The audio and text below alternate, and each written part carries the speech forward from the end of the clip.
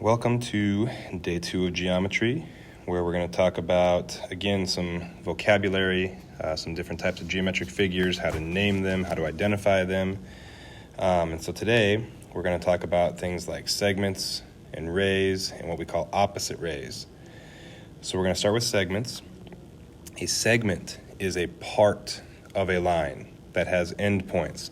So if you remember in the previous video, we talked about lines as segments that go on forever. So they have arrows at each end and they go on forever in either direction. With a segment, we start and stop at what we call endpoints. So in the picture below here, point A and point B define the endpoints of a segment. So we start at A and travel to point B. We don't go any further in either direction. When you name a segment, it's very similar to when you named a line. The only difference is when you choose the 2 points. It has to be where you start and where you stop. So I can do it in either order as you see below here. So I can name it line segment AB, or I can name it line segment BA. So you choose the end points of the segment, and then you put the line segment symbol above. Notice with this line segment symbol, it's different than yesterday. Yesterday we did the lines with the arrows, because that told us that the line went on forever. This time, though, we're starting and stopping. So it says start at point A, end at point B, or start at point B, end at point A. So when you name a segment, the endpoints and the line segment symbol above it. Rays are a little bit different. They are kind of like what I consider like half a line. So a ray, again, is part of a line. So it doesn't go forever in both directions. But what's special about a ray is it has one end point and then goes forever in only one direction. So it basically starts at a point and then travels off in a direction forever. So notice below here, we start at point A and then we travel through point B, but we continue on. And then notice the arrow at the end. So for a line, both ends had arrows to signify going in both directions. With a segment, we started and stopped, so no arrows were part of the equation. With a ray, we start at a point, in this case A, and travel through another point and then continue on in that same direction. So in this case, a ray is always going to have that one arrow. When you name a ray, order is extremely important. When you name it by the end point first. So where you're starting has to be the first letter you choose, and then you can pick any other point on the ray. So in this case, notice the name here. They started at A, that was the end point, and traveled through B. Notice the symbol on top. One arrow traveling in the direction of B. So that's telling us we started at A and traveled through B. Now what's important to note here is there's times where multiple points might be on a ray. So if I put point C on here, as far as naming my ray, I start at point A, I can travel through point C, and then I put my arrow on top there. Ray AC and ray AB right here are the same ray. They start at the same point and they go in the same exact direction. If I wanted to change the ray, so maybe I only wanted to concern myself with C and on. In that case then, my end point changes. So for that to work, I would have to start at C, travel through B, and then I have my arrow to signify direction. One thing that's important to note here, in your name, the direction of the arrow really doesn't matter. You have to make sure that where you start has no arrow above it, and where you end has to have the arrow above it. Now the reason I make that point is because there's times where they might give you a picture that looks something like this. So it starts at point D and travels through point E.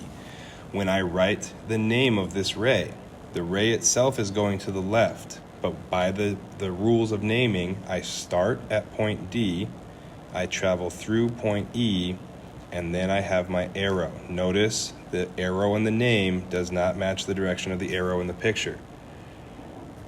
you always start with the end point and then what direction you're traveling through. Opposite rays. So opposite rays are a set. It's two separate rays. So that's extremely important to note right off the bat here. When we talk about opposite rays, you always have to have two answers. One ray going in one direction, the other ray going in a separate direction. So with opposite rays, they share the same endpoint. That means they both start at the exact same location. So they both start at point A, or they both start at point B, or so on. When you name an opposite ray, you name them by their shared endpoint and then any other point on either ray. So for instance, down below, we have this line. So line AB. If I wanted to name opposite rays, I would have to have two rays that start at the exact same point. Now, sometimes when kids look at a picture like this, they think, okay, well, maybe both rays start at point B. Now that works going to the left. I can have ray BC, and that would accomplish that. But if I look at my picture, there's no points over to the right. So there's no way to name that ray. I don't have any way to say what this ray is. So option B really isn't an option. So we come back here and we look again, okay, well, which point could work and go either direction? So now we notice point C right in the middle here. Point C can go this way to the right, and it can go this way to the left. So then in the name, if we come over here, we see that they started both at point C, and that's extremely important. Your rays have to start at exactly the same point. So they both start at point C, but then they travel two different directions. C started by traveling to B, so that's right here. And then C traveled through A, right there. So it went two completely separate directions. Now, things to think about here. If I have kind of the same situation, but I throw more points on. So if I'm looking at something like this, now opposite rays go in two completely separate directions. However, it's extremely important that you note the same endpoint must be there. So for instance, if I write down ray BA, that gives me this ray right here. And then if I write down ray CD, that gives me this ray right here. Now, both of these rays go in completely separate directions, but they do not start at the same exact point. So these are not opposite rays. So they got to start from the same point, and then they go in opposite directions from there. So make sure you get those two things accounted for in those types of problems. For some examples, name all rays with endpoint J. So what they're telling you is you have to start at point J. Now from there, we can choose any directions to name our rays. So I could start at J and travel through G. So J I start, G I pass through, arrow up above. Or I could start at J and travel through F. So I start at J, travel through F, and I have my arrow. And I do that all the way around. So then I could go from J through H. So J, H, arrow up above. And then my final one would be from J to E. And so there's my final ray, J, E, arrow up above. So when you're naming your rays, starting point first, what you're passing through second, J through G, J through F, J through H, and so on. Okay, now the next part of the question, which of these rays are opposite rays? So which ones are going in completely opposite directions? So if we start with JG, so right here, JG, that's this ray going this direction. If I want the exact opposite direction, I would then need to travel through point H. So JG and JH are opposite rays. When I look at my other ones, I have JF here. So JF right here. If I want to go in exact opposite direction, I would have to travel through point E. So JF and JE are also opposite rays. So when you're looking for those opposite rays, it's a pair. Two of them together, they have to go in exactly opposite directions. They have to start from exactly the same point. A couple of postulates, which are just like theorems or rules. And these are pretty straightforward rules. They're ones that we're going to kind of see off and on throughout the year. The first one, if two lines intersect. So note down here, I have these two lines that come together and meet. So this purple and red line down here, they come together and they intersect, which they just cross. They intersect at exactly 1 point. So right here in the middle where they touch is going to be just 1 point. They don't touch anywhere else. So anytime two lines intersect, they always cross at a point. So if I name the intersection here, it would just be point J. Now when two different planes intersect, so if we look at the other picture down below here, we have this plane right here that's going straight up and down. So imagine a piece of paper standing up on top of your desk. And then we take a second sheet of paper and we pass it horizontally right through the other. So you've got one piece of paper standing up on your desk, and then we push another piece of paper right through the middle of it. That's what this picture is illustrating. Now, where they come together, so right here, oops. So right here and right here. These two planes connect all the way through. Because remember, planes go on forever in all directions. So they're going to meet all the way from one part to the other. So if I label those points, call it like A and B. Over here, the intersection point was just a point. With these two planes, they intersect at an entire line. So they intersect at line AB. So all the way from one to the other and beyond. So it's really important when you see two planes cross like this, they meet all the way across the figure.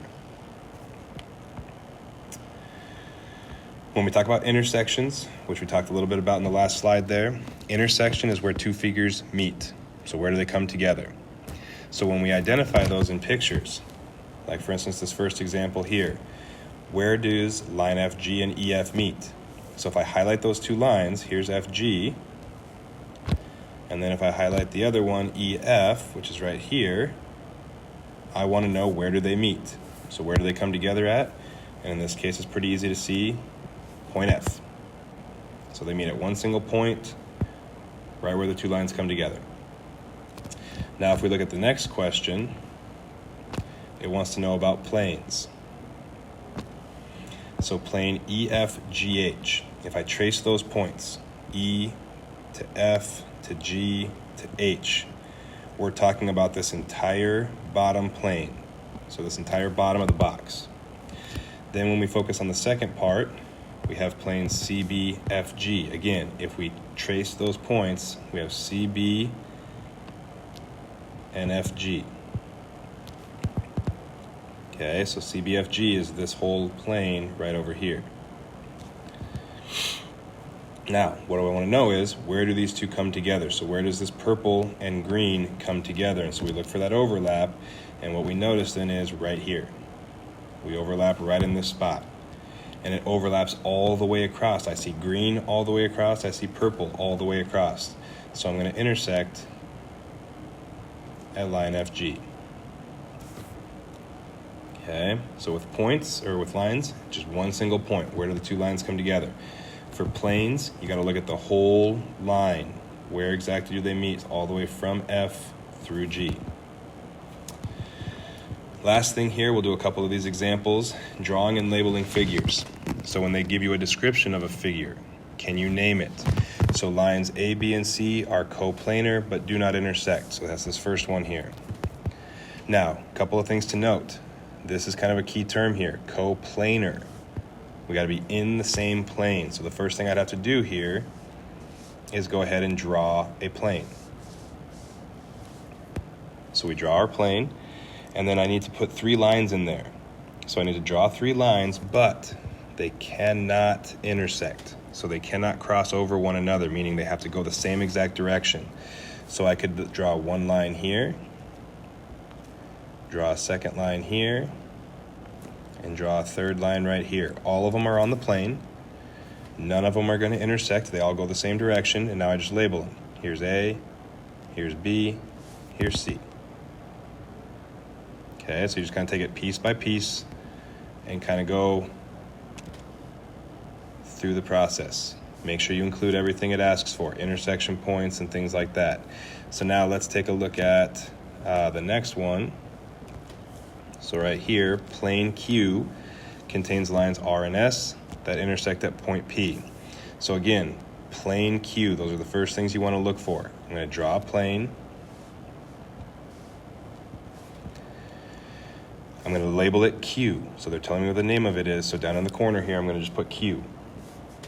It contains lines R and S that intersect. So this time we do want the lines to cross. So I'm going to draw one line, one direction, another line, another direction. So we'll call this one R, call this one S. And then where they intersect, so where they meet, we have a point, which we're going to call point P. Okay, so when you get to these types of problems, just take it one piece at a time. If they say anything about planes, make sure you draw a plane. When they talk about the lines, look at whether they cross or not. And then just label all the pieces. What are the names of the lines? What are the names of the intersection points? And so on. So if you can do all that, you should be just fine.